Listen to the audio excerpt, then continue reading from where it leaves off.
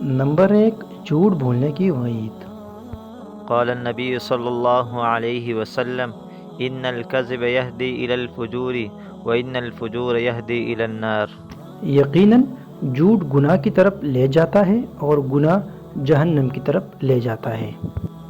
اس حدیث میں جھوٹ کو خطرناک عمل بتایا گیا ہے جو انسان کو گناہوں کی طرف لے جاتا ہے اور بالآخر جہنم کا باعث بنتا ہے۔ نمبر 2، نماز چھوڑنے کی وعید۔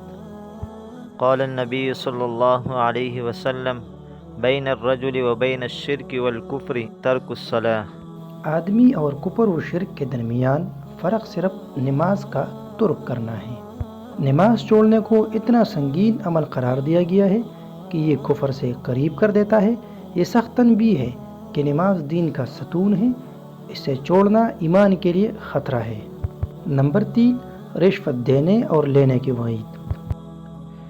قال النبی صلی اللہ علیہ وسلم لعن اللہ الراشی والمرتشی فی الحکم۔ اللہ تعالیٰ نے رشوت دینے والے اور رشوت لینے والے دونوں پر لعنت فرمائی ہے۔ یہ حدیث رشوت کو انتہائی حرام اور قابل نفرت عمل قرار دیتی ہے۔ اللہ تعالیٰ کی لعنت اس پر گواہ ہے کہ یہ عمل فرد اور معاشرے دونوں کو تباہ کر دیتا ہے۔ اللہ تعالیٰ ہمیں ان تینوں احادیثوں پر عمل کرنے کی توفیق عطا فرمائے۔ آمین ثم آمین۔